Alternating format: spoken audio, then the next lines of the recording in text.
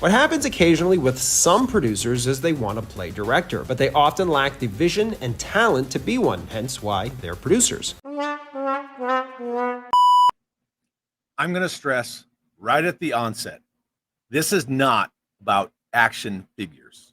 It's not about complaining about the lack of a shroud-headed toy as some sort of controversy clickbait video. Now, no matter how much I stress this video is not about dollies, there will undoubtedly be the standard fare from those toy collectors who view this topic as an invitation to troll the comments and start arguments about how Hasbro never said this or that publicly. So once again, this isn't about that. It's adjacent to it purely by causality, but this is not specifically regarding the lack of a current day hooded Cobra Commander figure. And knowing is half the battle. Personally, I'd argue most of us have more than enough physical representations of hooded Cobra Commander on our shelves, and anyone who wants to can easily find a hooded head on the secondary market for their classified figures. There are clips from action figure designers as references in this video, but this is more about who makes decisions, who influences change, and if that person or those persons are the right sort for those sweeping changes. Oh, before we get into it, if you're new to the channel, I want to say thank you for checking out this video. Maybe hit the subscribe button. Yeah. With all that housekeeping out of the way, let's get into it.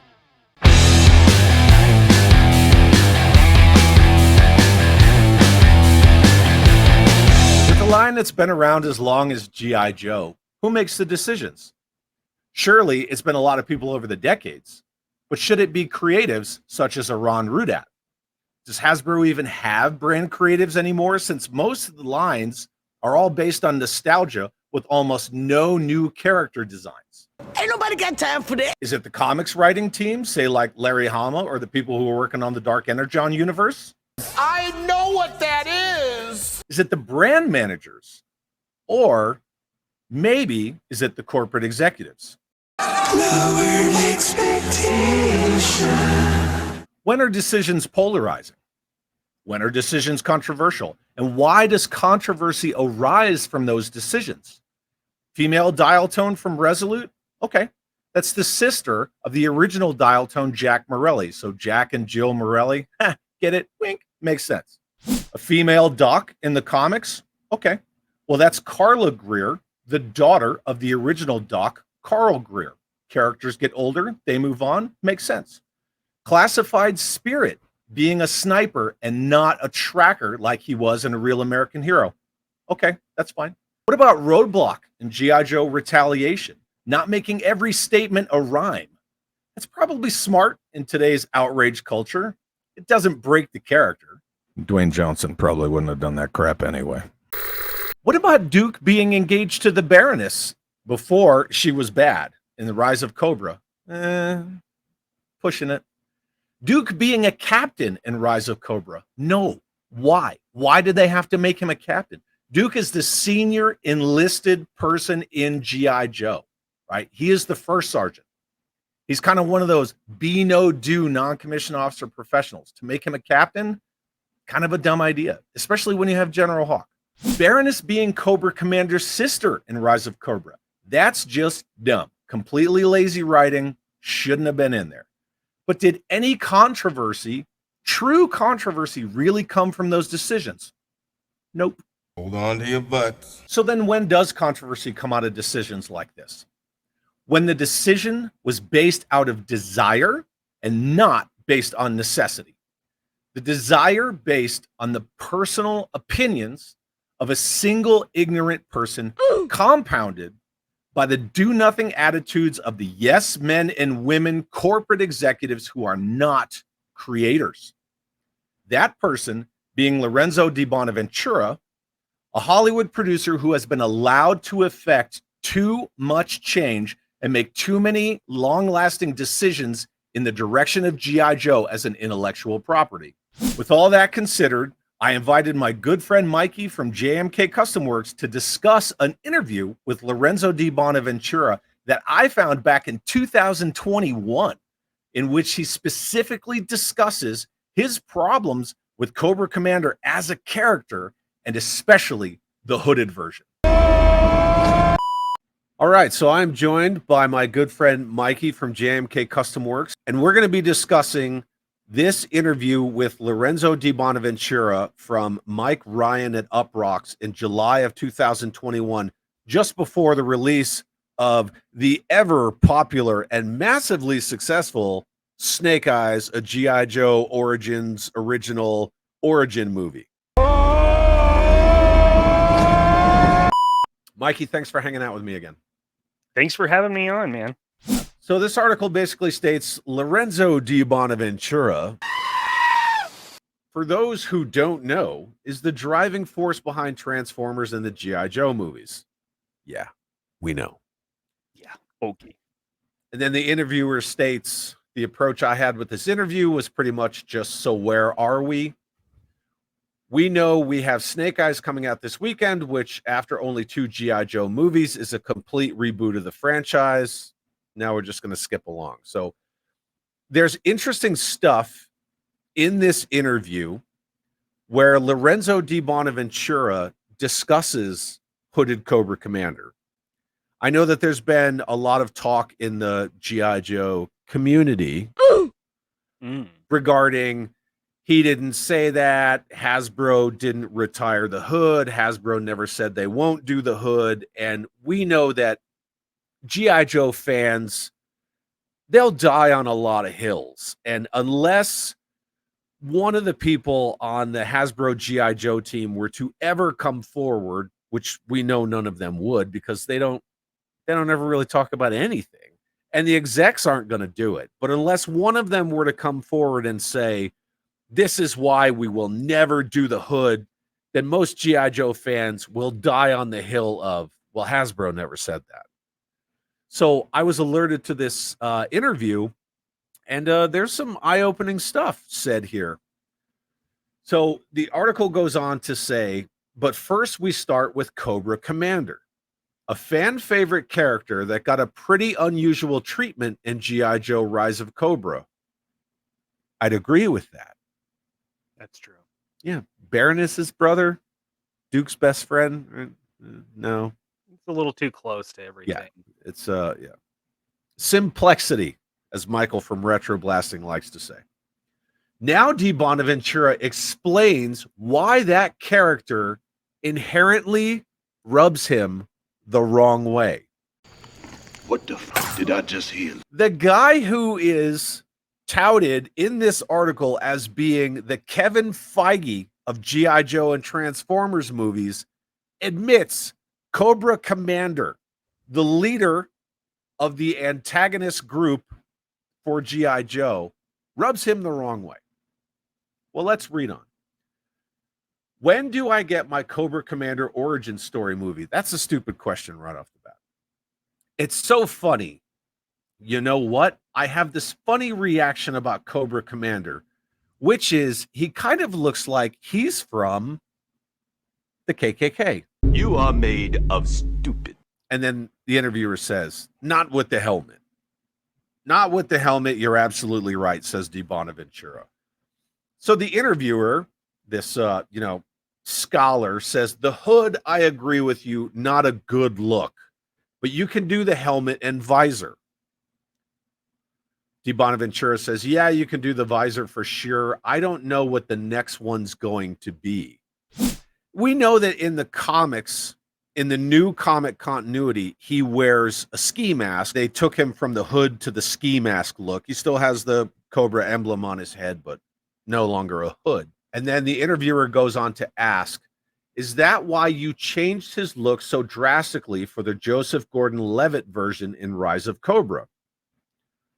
When DiBonaventura replies, a little bit, yeah. I probably was the first person who said, are you guys sure?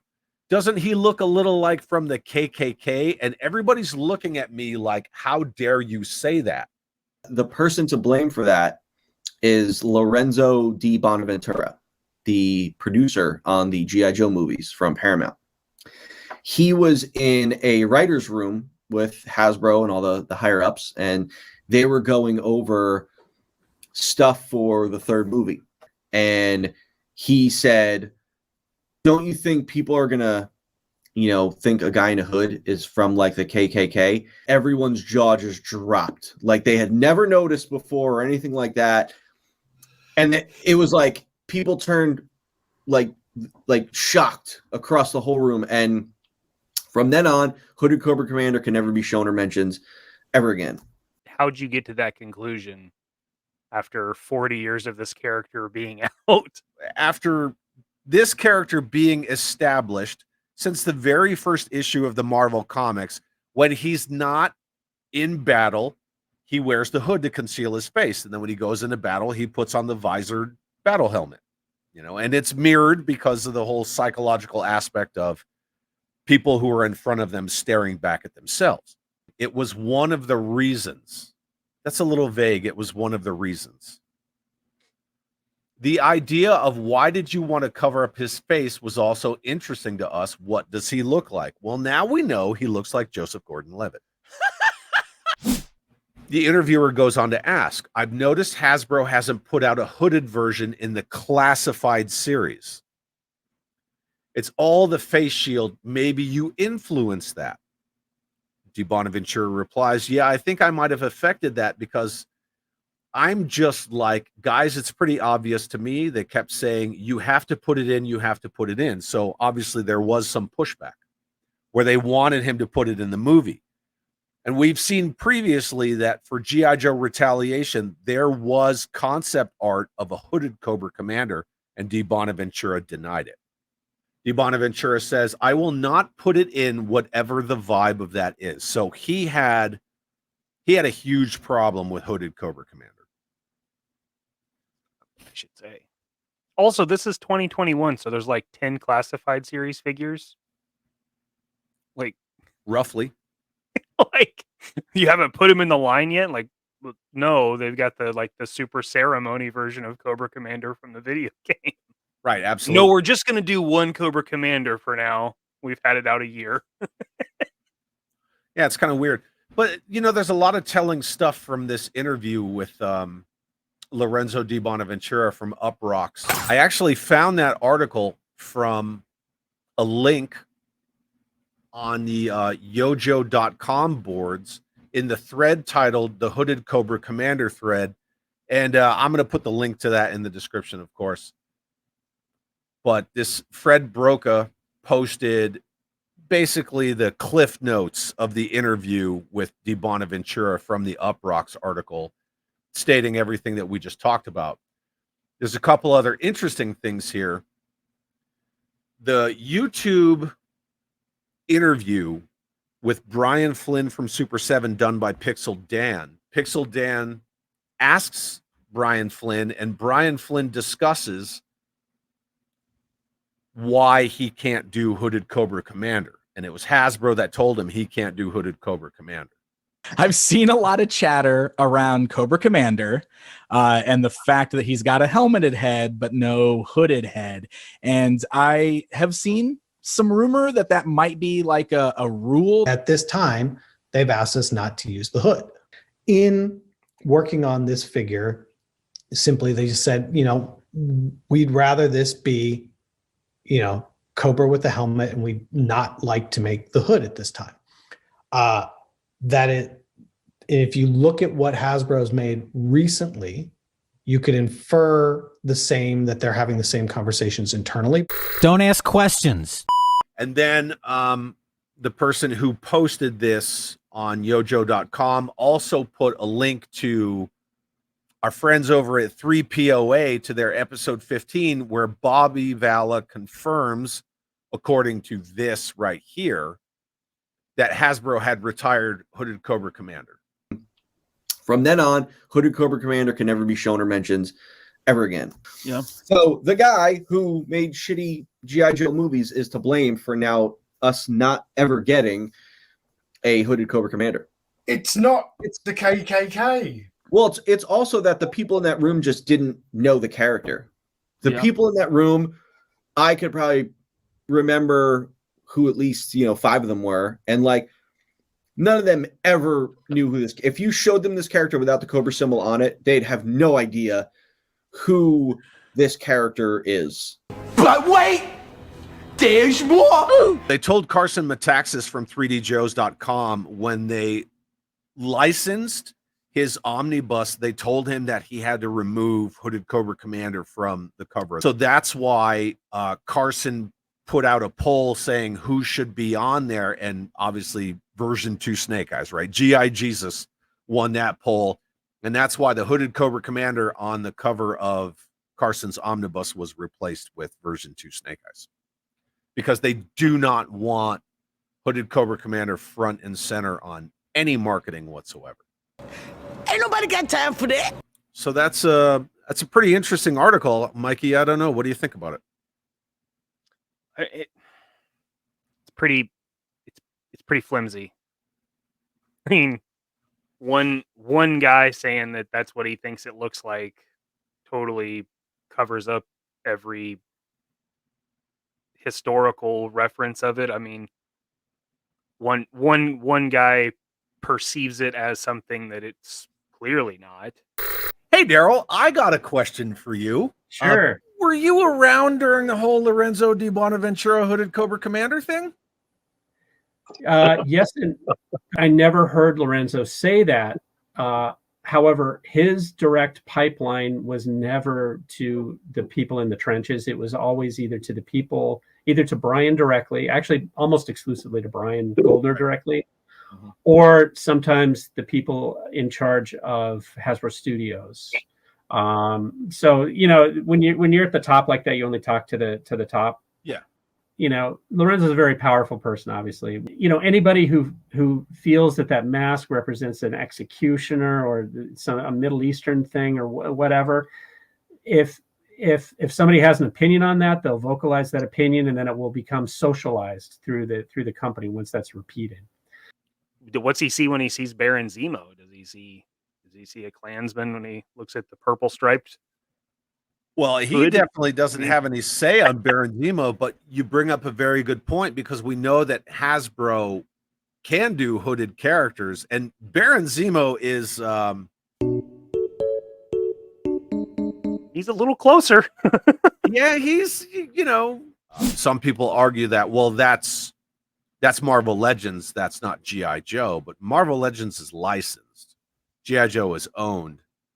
I don't know if that becomes a slippery slope, but now a lot of people argue that Hooded Cobra Commander is not a big deal, that the argument is a non-argument, that it shouldn't be a problem. But obviously someone saw this in a way that it was never intended to be. 4 decades of this character being hooded when he's not in battle, wearing the battle helmet and the visor when he is in battle, and then all of a sudden it's an issue. I don't know. What do you think about that? Yeah, I definitely think that it's a slippery slope if you're basing the future appearance of characters on one person's perceptions. Then who's to say that anybody that has a mustache who's responsible for the murder of billions of people in World War II? That seems like a stretch, but when you think a simple piece of cloth draped over one's head would associate you with a group responsible for many hate crimes, right? It seems less and less of a bridge to cover. I do agree. It's not a big deal. Cobra Commander can be in a helmet forever. It really doesn't matter in the grand scheme of things. But I definitely think it's an unnecessary step on a slippery slope. Yeah, my personal feelings on the matter is that there are more than enough versions of Hooded Cobra Commander out there already. There's a lot of people who cast or print hooded heads for Cobra Commander where you can paint them up. We know that Fresh Monkey Fiction is doing hooded heads. It just seems to be there's something going on between DiBonaventura and the executives at Hasbro, who most of them probably aren't even there anymore. But there's just this inability, like corporations do often, to admit that we were wrong for listening to this guy who doesn't know anything about G.I. Joe. I don't even know why they keep him around. And they just don't want to admit that they got suckered by this guy who knows nothing. When they're the company that owns this brand, who should have just told him, look, if you don't want to put it in the movie, don't put it in the movie, but that's not going to affect how we produce toys, which they're two totally separate things, especially since classified is in no way associated with the two live action G.I. Joe movies, not to include Snake Eyes, because we know that classified was supposed to revolve around the Snake Eyes movie. So I don't necessarily have a problem with the fact that Hasbro doesn't want to do a hooded Cobra Commander in a scale that I don't even collect.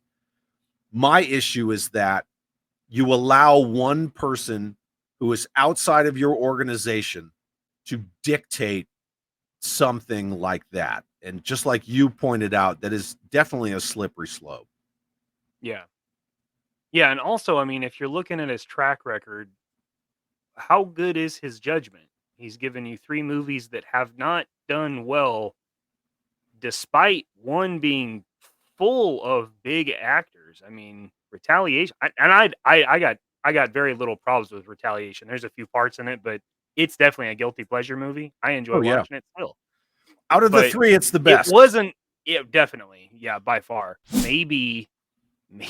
Maybe this guy's opinion is not the one you should base your toy lines on. Yeah, absolutely agreed. And it's widely known that Lorenzo DiBonaventura and the writer for G.I. Joe 3, Ever Vigilant, or whatever they were going to call it, they wanted Cobra Commander killed within the first few scenes of the movie. They wanted him, you know, kind of assassinated in a coup, and then they were going to have the Crimson Twins take over.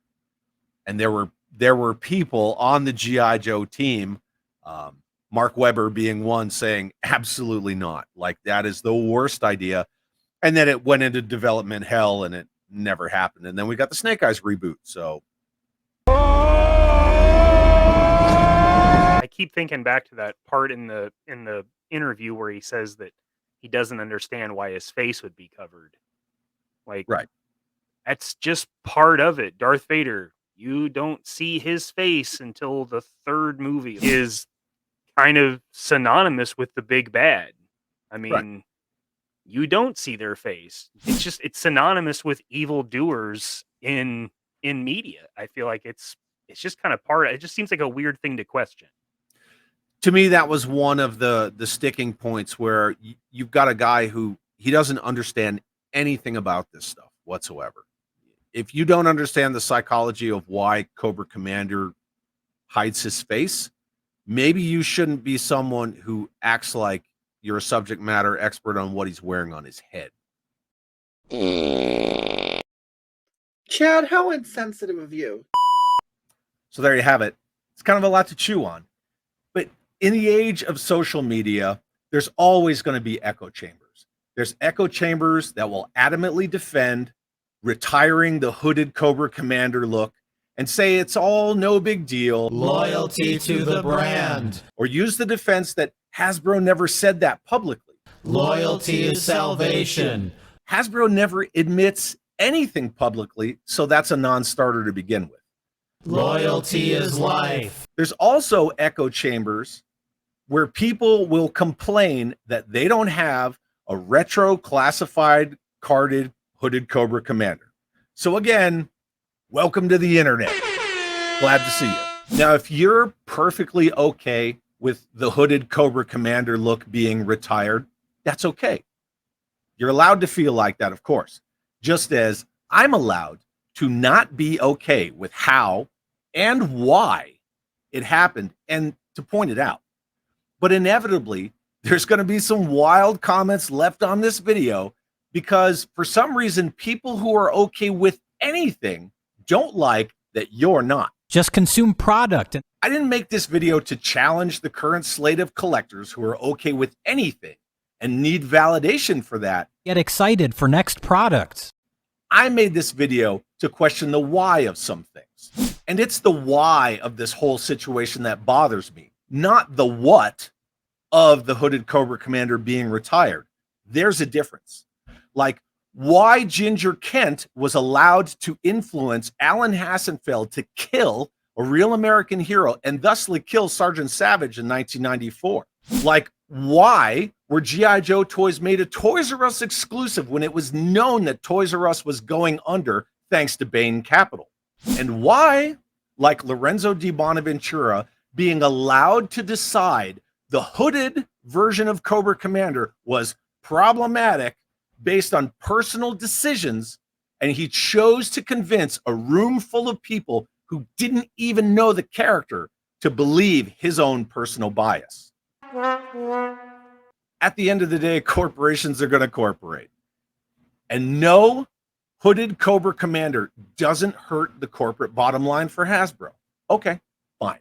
Loyalty to the brand. Just remember, though, like Daryl Dupree stated, if somebody has an opinion on that, they'll vocalize that opinion, and then it will become socialized through the company. if someone has an opinion at Hasbro, it will become socialized throughout the company. Think on that. I'd like to thank everybody for checking out this video. If you're new to the channel, I would appreciate it if you hit that subscribe button on your way out. Maybe click the notification bell so you get notified the next time I put out a video. Make sure you leave a comment below. Let's talk some non-hooded Joe and have an awesome day.